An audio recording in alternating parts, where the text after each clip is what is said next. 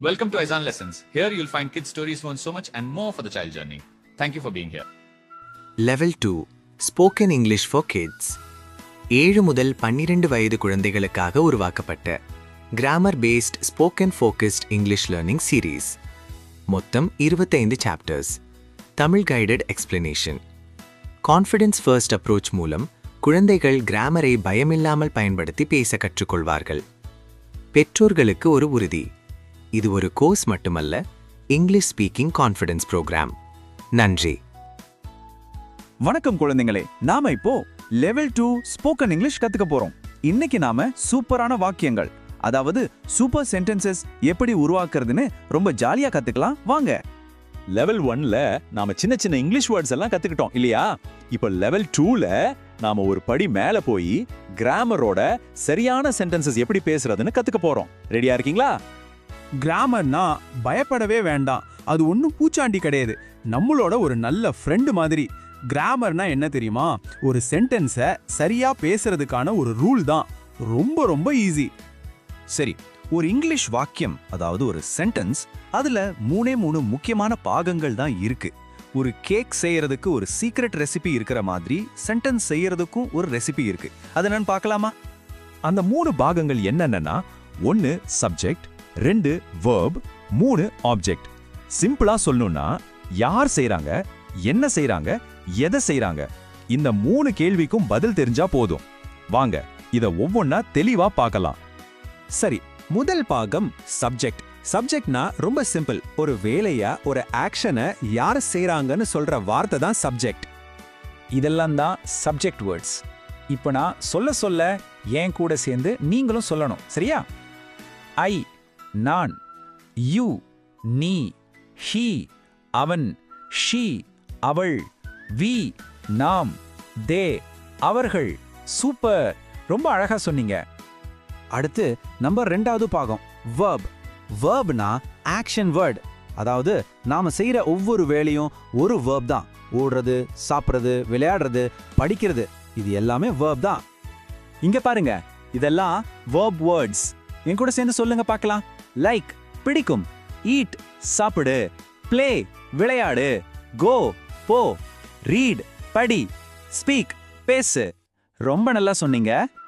நம்மளோட 3வது கடைசி பாகம் ஆப்ஜெக்ட். ஒரு ஆக்ஷன் நடக்குது இல்லையா? அந்த ஆக்ஷன் எதன் மேல நடக்குது, எதை நோக்கி நடக்குதுன்னு சொல்றதுதான் ஆப்ஜெக்ட். ஒரு உதாரணம் பார்த்தா உங்களுக்கு ரொம்ப ஈஸியா புரிஞ்சிடும். வாங்க பார்க்கலாம். இங்கே பாருங்க, apples, food, games, school, books, English, இதெல்லாமே ஆப்ஜெக்ட் வேர்ட்ஸ்க்கு சில உதாரணங்கள் தான். சூப்பர். இப்போ நாம கத்துக்கிட்ட அந்த 3 பாகங்களையும் சப்ஜெக்ட், verb, ஆப்ஜெக்ட் ஒண்ணு சேர்க்க போறோம். நம்ம சீக்ரெட் ரெசிபியை யூஸ் பண்ணி சூப்பரான சென்டென்சஸ் உருவாக்க போறோம். நீங்க ரெடியா? வாங்க ஆரம்பிக்கலாம். பாருங்க, சப்ஜெக்ட் பிளஸ் verb பிளஸ் ஆப்ஜெக்ட சேர்த்தா நமக்கு ஒரு சென்டென்ஸ் கிடைச்சிடும். என் கூட சேர்ந்து சொல்லுங்க. I like apples. இதுல பாருங்க, ஐ அப்படிங்கிறது சப்ஜெக்ட், லைக் அப்படிங்கிறது verb, ஆப்பிள்ஸ் அப்படிங்கிறது ஆப்ஜெக்ட். சோ எனக்கு ஆப்பிள் பிடிக்கும். அதே மாதிரி ஐ பிளே கேம்ஸ், நான் விளையாட்டுகள் விளையாடுகிறேன். ஐ ரீட் புக்ஸ், நான் புத்தகம் படிக்கிறேன். பாத்தீங்களா எவ்வளவு ஈஸியா இருக்கு? ரொம்ப அருமையா சொன்னீங்க. இப்போ நாம செஞ்ச இந்த சின்ன சின்ன வாக்கியங்களை இன்னும் கொஞ்சம் பெருசா, இன்னும் அழகா மாத்தலாமா?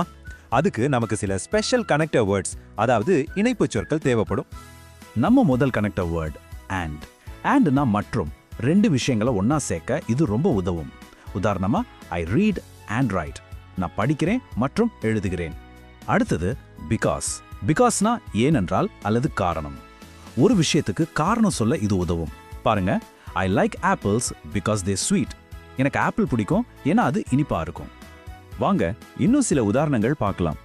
ஐ eat food and drink water அப்படின்னா நான் சாப்பாடு சாப்பிட்றேன், கூடவே தண்ணீரும் குடிக்கிறேன். அடுத்தது பாருங்க, I go to school because I want to learn. நான் கத்துக்க ஆசைப்படுறேன், அதனால் ஸ்கூலுக்கு போறேன்.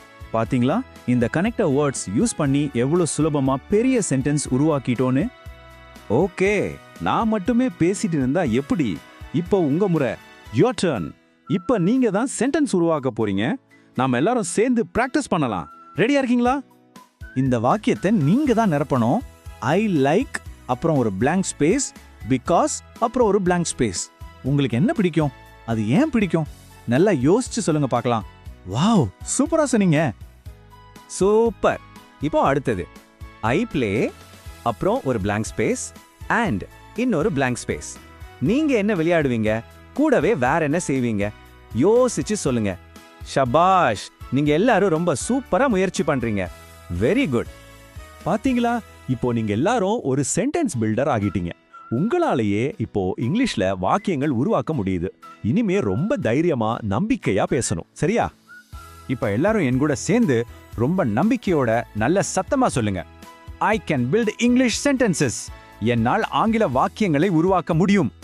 இன்னொரு முறை இன்னும் தைரியமா சொல்லுங்க. I can speak English correctly. என்னால் ஆங்கிலத்தை சரியாக பேச முடியும். அருமை. இந்த நம்பிக்கையை எப்பவுமே மனசுல வச்சுக்கோங்க. இன்னைக்கு நீங்க எல்லாரும் ரொம்ப சூப்பரா கத்துக்கிட்டீங்க. கிராமரோட எப்படி ஒரு இங்கிலீஷ் சென்டென்ஸ் உருவாக்குறதுன்னு இப்போ உங்களுக்கு நல்லாவே தெரியும். உங்க எல்லாருக்கும் ஒரு பெரிய கைத்தட்டல். இன்னைக்கு பாடம் முடிஞ்சது. ஆனா நம்மளோட கற்றல் பயணம் முடியல.